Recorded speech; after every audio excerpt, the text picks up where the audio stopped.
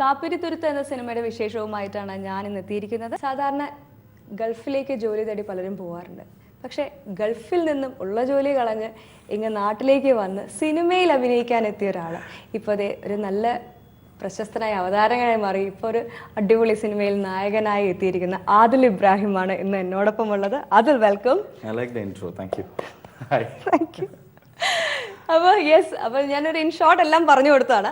അപ്പോൾ നമുക്ക് ഫസ്റ്റ് തന്നെ കാപ്പിരിത്തുരുത്ത് എന്ന മൂവിയെ പറ്റി പറഞ്ഞിട്ട് മുന്നോട്ട് പോകാം. വളരെ എന്താ പറയുക, അതിൽ നിന്ന് എക്സ്പെക്ട് ചെയ്തൊരു മൂവിയല്ല. അതിലെ സിനിമയാണെന്ന് കേട്ടപ്പോൾ ഞാൻ ആദ്യം വിചാരിച്ചു പക്കാ ഒരു കമേഴ്ഷ്യൽ എന്നല്ല, നമ്മുടെ ഒരു ടിപ്പിക്കൽ ഇപ്പോഴത്തെ ഒരു എന്താ പറയുക ന്യൂ ജനറേഷൻ മൂവിയുടെ എന്താ പറയുക പോസ്റ്റ് മോഡേൺ ജനറേഷൻ മൂവി എന്നൊക്കെ പറയുമ്പോൾ ഒരു മൂവി ആയിരിക്കും. പക്ഷെ പോസ്റ്റ് കണ്ടപ്പോൾ എല്ലാം മാറി. അതെ, അപ്പോൾ അതിനെ പറ്റി ഒന്ന് പറഞ്ഞുതരാമോ? 1970-കളിൽ നടക്കുന്ന ഒരു കഥ, അത് 2016 വരെ എക്സ്റ്റെൻഡ് ചെയ്തിട്ടുള്ള പ്രോഗ്രസ് ചെയ്യുന്ന ഒരു കഥ. കൊച്ചിയുടെ കഥ പറയുന്ന സിനിമയാണ് കാപ്പിരിത്തുരുത്ത്. സംവിധാനം ചെയ്തിരിക്കുന്നത് സഹീർ അലി, പ്രൊഡ്യൂസ് ചെയ്തിട്ടുള്ള അഹമ്മദ് പാലപ്പറമ്പിൽ എന്ന് പറയുന്ന ആൾ. വളരെ പാഷനറ്റ് ആയിട്ടുള്ള ഒരു കഥയാണ്. കാരണം കൊച്ചിയുടെ ഒരു മ്യൂസിക് ഹെറിറ്റേജും മ്യൂസിക്കിൻ്റെ കൾച്ചറും അതുപോലെ തന്നെ കൊച്ചിയിലെ ജനങ്ങൾ എത്ര മതസൗഹാർദ്ദപരമായിട്ടാണ് ജീവിച്ചിരുന്നത് ആ കാലഘട്ടത്തിൽ എന്ന് പറയുന്നൊരു സിനിമ. ഒരിക്കലും ഞാൻ എന്ന് പറയുന്ന വ്യക്തി എൻ്റെ ഒരു ഇമേജ് അനുസരിച്ചിട്ട് ഞാൻ ചെയ്യുമെന്ന് ജനങ്ങൾ വിശ്വസിക്കുന്നൊരു സിനിമയല്ല. പക്ഷേ on the other side, on the flip side, ഞാൻ എന്താ പറയുക, ഒരു ഷോ ചെയ്യുന്ന സമയത്ത് ഭയങ്കര ക്രേസി ആയിട്ടുള്ള ഒരാളാണെങ്കിൽ ഓൺ ദി അതർ സൈഡ് ഞാൻ വളരെ സോബറായിട്ടുള്ള ഒരാളാണ് ഇൻ പേഴ്സൺ. ഈ സിനിമയിലേക്ക് ഞാൻ വരാനുള്ള കാരണം, എനിക്ക് എന്തുകൊണ്ടാണ് ഈ സിനിമ ചെയ്യണമെന്ന് ഫീൽ ചെയ്തെന്ന് വെച്ച് കഴിഞ്ഞാൽ, ഞാൻ ഈ സിനിമയ്ക്ക് മ്യൂസിക്കിന് ഒരുപാട് പ്രാധാന്യം നൽകുന്ന സിനിമയാണ്. എച്ച് മെഹബൂബ് എന്ന് പറയുന്ന ഗായകൻ ജീവിച്ചിരുന്ന കാലഘട്ടം കാണിക്കുന്നുണ്ട് ഈ സിനിമയിൽ. എച്ച് മെഹബൂബ് എന്ന് പറയുന്ന ഒരു ക്യാരക്ടറായിട്ട് ഒരു ജെൻസൺ ചേട്ടൻ, ക്ലാരിനെറ്റൊക്കെ വായിക്കുന്ന ജെൻസൺ ചേട്ടൻ അഭിനയിച്ചിട്ടുണ്ട് എച്ച് മെഹബൂബായിട്ട്. അപ്പോൾ ആ കാലഘട്ടത്തിൽ ജീവിക്കുന്ന മറ്റൊരു ക്യാരക്ടറായിട്ടാണ് ഞാൻ, the main protagonist of the film. അപ്പോൾ ഞാൻ ഈ സിനിമ ചെയ്യാനുള്ള കാരണം, ഞാൻ പേഴ്സണലി എൻ്റെ ചിലപ്പോൾ വേഷവിധാനം കണ്ടു കഴിഞ്ഞാൽ, അല്ലെങ്കിൽ എൻ്റെ ഒരു ചാട്ടം പൊട്ടിത്തെറുപ്പും കണ്ടു കഴിഞ്ഞാൽ, you might feel that I'm into rap and rock and pop. But literally ഞാനതൊന്നും കേൾക്കാത്ത ആളാണ്. അതിനെക്കുറിച്ചൊരു ഐഡിയ പോലും ഇല്ല. ഓൺ ദി അതർ സൈഡ് ഞാൻ ഗസലുകൾ കേൾക്കുന്ന, അല്ലെങ്കിൽ ഒരുപാട് MS ബാബുരാജിൻ്റെ പാട്ടുകൾ കേൾക്കുന്ന, ബാബുഖാൻ്റെ ഒക്കെ ഭയങ്കര ആരാധകനാണ്, ആർഡൻറ്റ് ഫാനാണ്. അപ്പോൾ മെഹഫിലുകളൊക്കെ കൂടാറുണ്ട്. ഞാൻ മലപ്പുറം തിരൂരിൽ നിന്നാണ് വരുന്നത്. അപ്പോൾ ആ ഭാഗത്തും അപ്പോൾ ഞങ്ങളുടെയൊക്കെ ആ മലബാറുകാരനാണ്, തനി മലബാറുകാരൻ. അപ്പോൾ ഞങ്ങൾ മെഹഫിലുകൾ കൂടും. അപ്പോൾ ഈ സിനിമയുടെ കഥ കേൾക്കുന്ന സമയത്ത് സദാശിവൻ എന്ന് പറയുന്ന ഒരു ക്യാരക്ടർ, സദു എന്നാണ് വിളിക്കുന്നത്.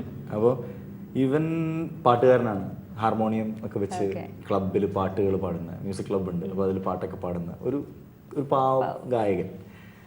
അപ്പോൾ അങ്ങനെ ഒരു ക്യാരക്ടർ, നല്ലൊരുപാട് പാട്ടുകൾ, അതൊക്കെ കേട്ടപ്പോൾ ഭയങ്കര ഇൻട്രസ്റ്റ് ആയി. പിന്നെ മാത്രമല്ല, ഈ ന്യൂ ജെൻ എന്ന് പറയുന്ന ഒരു സംഭവത്തിനേക്കാൾ നമ്മളതിൻ്റെ മേലെ ചിന്തിക്കണം. നമ്മൾ സിനിമ ആസ് എ ക്യാരക്ടർ നമുക്ക് എന്തൊക്കെ ചെയ്യാൻ പറ്റും, നമുക്ക് എന്തൊക്കെ സാധ്യതകളുണ്ട്. എൻ്റെ കരിയറിൽ ഞാനധികം സിനിമയൊന്നും ചെയ്തിട്ടില്ല. അപ്പോൾ നോക്കുമ്പോൾ ബിഗിനിങ്ങിൽ തന്നെ എനിക്ക് ഇങ്ങനത്തെ ഒരു വേഷം, അതായത് ഒരുപാട് ആർട്ടിസ്റ്റുകൾ കുറേയൊക്കെ അഭിനയിച്ച് തെളിഞ്ഞതിന് ശേഷം കിട്ടുന്നൊരു വേഷം എനിക്ക് ഇങ്ങനെ ചുമ്മാ എൻ്റെ വഴിക്ക് വന്നപ്പോൾ അത് തട്ടിക്കളയാൻ തോന്നില്ല. ഈ ഒരു കഥാപാത്രത്തിൽ ഏറ്റവും ചലഞ്ചിങ് ആയിരുന്ന ആ ലുക്കൊക്കെ തന്നെയല്ലേ? അപ്പോൾ എങ്ങനെയായിരുന്നു ആ ലുക്ക് നിങ്ങൾ എങ്ങനെയാണ് ഡിഫൈൻ ചെയ്തത്? തീർച്ചയായിട്ടും സദാശിവൻ എന്ന് പറയുന്ന ക്യാരക്ടർ 1970s ഇനീഷ്യൽ സമയത്ത് ഒരു എന്താ പറയുക, ഒരു 25-26 ആ ഒരു ഏജ്. പിന്നെ when he grows old, 60 to 65 getup വരെയുള്ള ക്യാരക്ടേഴ്സ്, ഒരു 3-4 ഗെറ്റപ്പ് ഉണ്ട്. പാട്ടിൽ 2-3 ഗെറ്റപ്പ് ഉണ്ട്. അപ്പോൾ ഒരുപാട് സാധ്യതകൾ ഇൻ ടേംസ് ഓഫ് ലുക്സ് നമ്മൾ ഏറ്റവും അട്രാക്ട് ചെയ്യുന്ന ഒരു പോയിന്റ്. പിന്നെ അതിൽ നമുക്ക് എന്തൊക്കെ ചേഞ്ചസ് വരുത്താൻ പറ്റും, എന്തൊക്കെ ഇൻ ടേംസ് ഓഫ് ആക്ടിങ്, ബിഹേവിയറിൽ എന്തൊക്കെ ചേഞ്ചസ് വരുത്താൻ പറ്റും. കാരണം അദ്ദേഹം ഈ ഒരു ലുക്ക് മാത്രമല്ലല്ലോ, he is also going through a lot of things. അപ്പോൾ അതിലെന്തൊക്കെ ചേഞ്ചസ് വരുത്താൻ പറ്റും എന്നുള്ളതൊക്കെയായിരുന്നു അപ്പോഴത്തെ ഒരു എക്സൈറ്റ്മെൻറ്റ്. 65-year-old ക്യാരക്ടർ ചെയ്യുന്ന സമയത്ത് പട്ടണം റഷീദ്ക്കയും ഷായിക്കയുമാണ് മേക്കപ്പ്. അപ്പോൾ അവർക്ക് അങ്ങനെ ഒന്നുമില്ല, ഇത് ഇങ്ങനെയാണ് ലുക്ക്, ഇങ്ങനെ വേണമെന്ന് പറഞ്ഞിട്ട് അവരുടെ ട്രിമ്മർ കൊണ്ട് ഒറ്റ എടുക്കലങ്ങ് എടുത്തു. That's how it went. ഇപ്പോഴും വളർന്നു വരുന്നേ ഉള്ളൂ. യൂറിയ ഇട്ട് നോക്കുന്നുണ്ട്. വളരുമെന്ന് കണ്ടറിയാം. ഓക്കെ. ശരിക്കും ആദിലിനും പോളിയെ സംബന്ധിച്ചിടത്തോളം ഈ ക്യാരക്ടർ ഭയങ്കര ചലഞ്ചിങ് ആണ്. കാരണം നിങ്ങളുടെ ഒരു ഇമേജ് എന്ന് പറഞ്ഞാൽ വേറെയാണ്, വേറെ ടൈപ്പ് ഓഫ് കെമിസ്ട്രിയാണ് നമ്മൾ മൂവിയിൽ കാണുന്നത്. വളരെ അപ്പോൾ അതിനെ പറ്റി ഒന്ന് പറഞ്ഞു. പേളിയും ഞാനും ഭയങ്കര ഫ്രണ്ട്സാണ്. ലൈക്ക് ഇൻ ജനറൽ ഷോ ചെയ്യുന്ന സമയത്ത്, അല്ലെങ്കിൽ before the show, after the show, ഒരുമിച്ച് പോയിട്ട് സിനിമ പോയിട്ട് എന്താ പറയുക, റോട്ടിൽ നിന്നൊക്കെ എന്തെങ്കിലുമൊക്കെ വലിച്ചു വാരി കഴിച്ചിട്ട് വയറ് കേടുവരുത്തുക, ഇതൊക്കെ ഞങ്ങൾ ഒരുമിച്ച് we are there for everything together. അപ്പം അങ്ങനെയുള്ള ഞങ്ങൾ ഈ ഒരു സിനിമയിൽ കുറച്ച് റൊമാൻറ്റിക് ആയിട്ട് അഭിനയിക്കണം എന്നൊക്കെ പറഞ്ഞപ്പോൾ ഞങ്ങൾക്ക് ആകെ ടെൻഷനായി പോയി. കാരണം we like friends, very good friends.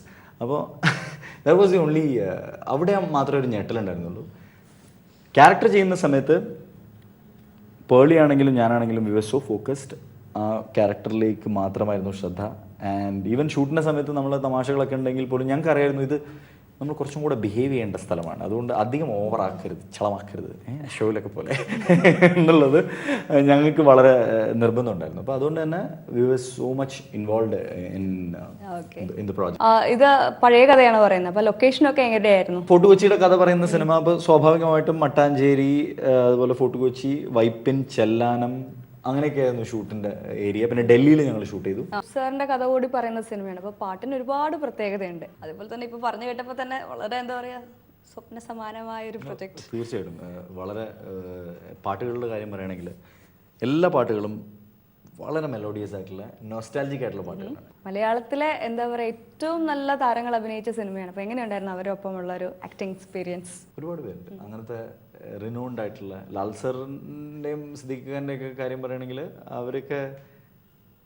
അവരൊക്കെ അഭിനയിക്കുന്നു വളരെ റിലാക്സ്ഡ് ആയിട്ട്. അവർ വരുന്നു, ജസ്റ്റ് ഒന്ന് വായിക്കുന്നു, പോയി അഭിനയിക്കുന്നു, നല്ല എളുപ്പം. നമ്മൾ ഈ ക്ലാസ്സിൽ ഈ ഫസ്റ്റ് എപ്പോഴും കിട്ടുന്ന കുട്ടികളില്ലേ, അവർ പഠിക്കേണ്ട ആവശ്യമില്ലല്ലോ, അവർക്ക് അറിയാമല്ലോ. നമ്മളാണല്ലോ ഈ മറ്റേ മണ്ടന്മാർ, നമ്മളിപ്പോൾ ഈ ലാസ്റ്റ് മിനിറ്റും പഠിക്കും, എപ്പോഴും പഠിച്ച് നമുക്കൊരു ഐഡിയ ഇല്ല. അപ്പം നമ്മൾ അപ്പം ഞാനിവിടെ നിൽക്കണോ അതോ ഓക്കെ. അപ്പം നമ്മൾ ആ ഒരു നമുക്കൊരു പരുങ്ങലാണ് എല്ലാത്തിനോടും. ഒരു സീനിൽ ചുണ്ടമസ്താൻ എന്ന് പറയുന്ന ക്യാരക്ടർ സിദ്ദിഖിൻ്റെ, അപ്പോൾ സദാശിവൻ ചുണ്ടമസ്താൻ തമ്മിലുള്ളൊരു സീനുണ്ട്, they meet after a long time. അതിൽ അദ്ദേഹത്തിൻ്റെ പെർഫോമൻസ് കണ്ടിട്ട് ഞാൻ അഭിനയിക്കുകയാണ്, ആക്ഷൻ പറഞ്ഞു, പുള്ളിയുടെ പെർഫോമൻസിൽ ഞാനൊന്നും ചെയ്തില്ല, ഞാൻ റിയാക്ട് ചെയ്തുകൊണ്ടേയിരിക്കുകയാണ്. ഞാൻ അവിടെ എല്ലാം മറന്ന് റിയാക്ട് ചെയ്യണം. അദ്ദേഹം പെർഫോം ചെയ്യുന്നത് കണ്ടിട്ട് വായ പറഞ്ഞ എൻ്റെ അമ്മ. പക്ഷെ എന്തോ ഭാഗ്യത്തിൽ ഡയറക്ടർ ഓക്കെ പറഞ്ഞു ടേക്ക്. ലക്കിലി ഇനി ഞാനെങ്ങാനും റിയാക്ഷൻ കൂടി പോയിരുന്നെങ്കിൽ സിദ്ദിഖ് എന്നെ ചീത്ത പറഞ്ഞു, കാരണം അത്രയും പെർഫെക്റ്റ് ആയിട്ട് ഒറ്റ ടേക്കിൽ അത്രയും ഡയലോഗുകൾ. അതാണ് ലെജൻസിന്റെ പ്രത്യേകത. സിദ്ദിഖയുടെ ഇന്റർവ്യൂ നമ്മളെടുത്തപ്പോൾ ഇങ്ങനെ പുള്ളി പറഞ്ഞായിരുന്നു, അതിൽ നേരത്തെ പറഞ്ഞ പോലെ അതിൽ ഈ പഴയ പാട്ടുകളോടൊക്കെ ഇൻട്രസ്റ്റിനെ പറ്റി സിദ്ദിഖ പറഞ്ഞു. അപ്പൊ നല്ല നിങ്ങൾ പാടുമ്പോൾ അവിടെ അടിച്ചുപൊളിയായിരുന്നു എന്നുള്ളത്. സിദ്ദിഖക്ക് പഴയ പാട്ടുകൾ എൻസൈക്ലോപീഡിയ. അപ്പം എനിക്ക് പഴയ പാട്ടുകൾ ഭയങ്കര ഇഷ്ടമാണ്. അപ്പം ഞാനിങ്ങനെ സിദ്ദിഖ ഈ ഒരു സിനിമയിൽ ഇങ്ങനെ ഒരു പാട്ടുണ്ട്, കേട്ടിട്ടുണ്ടോ? ആണോ, അത് കേട്ടിട്ടുണ്ട്, എന്നിട്ട് നമ്മൊന്ന് കേട്ടാലോ എന്ന് പറഞ്ഞാൽ ഞങ്ങളപ്പോൾ തന്നെ നെറ്റിൽ പോയിട്ട് അത് ഓണാക്കും, എന്നിട്ട് കേൾക്കും. അപ്പോൾ ഞങ്ങൾ ഭയങ്കര പഴയ കിഷോർദ, റാഫി സാബിൻ്റെ പാട്ടുകൾ, സംഗീത സാന്ദ്രമായ ലൊക്കേഷൻ. അപ്പോൾ എന്തായാലും ഇതിൻ്റെ ഒരു റിസൾട്ട് നമുക്ക് തിയേറ്ററിൽ പ്രതീക്ഷിക്കാം, തിയേറ്ററിൽ എത്താണ്. അപ്പം എന്താണ് നമ്മുടെ ഓഡിയൻസിനോട് പറയാനുള്ളത്? ഈ സിനിമ നിങ്ങൾ എന്തായാലും കാണണം. കാരണം ആഗ്രഹിച്ച് ഒരുപാട് അതിനു വേണ്ടി പരിശ്രമിക്കുന്ന കുറേ പേര് ഈ സിനിമയിൽ വർക്ക് ചെയ്തിട്ടുണ്ട്. അവരൊക്കെ നിങ്ങൾ സപ്പോർട്ട് ചെയ്യണം, എൻകറേജ് ചെയ്യണം, ഈ സിനിമയെ വിജയിപ്പിക്കണം. അപ്പോൾ I'm sure you guys will watch the film Kappirithuruthu. അപ്പോൾ എന്തായാലും അതിൽ എന്താ പറയുക, അവതാരകനായി മാത്രം നിൽക്കാതെ ഇതൊരു എന്താ പറയുക, സിനിമയിലൊരു പുതിയ, ഇതിനു മുമ്പ് സിനിമകൾ ചെയ്തിട്ടുണ്ടെങ്കിൽ പോലും ഇനി ഒരുപാട് സിനിമകൾ അതിനെ തേടിയെത്തട്ടെ, നല്ല നല്ല സിനിമകൾ അതിനെ കാണാൻ പറ്റട്ടെ എന്ന് ഞങ്ങൾക്ക് വേണ്ടി തന്നെ പ്രാർത്ഥിക്കുന്നു. Thank you. എന്തായാലും all the best. Thank U.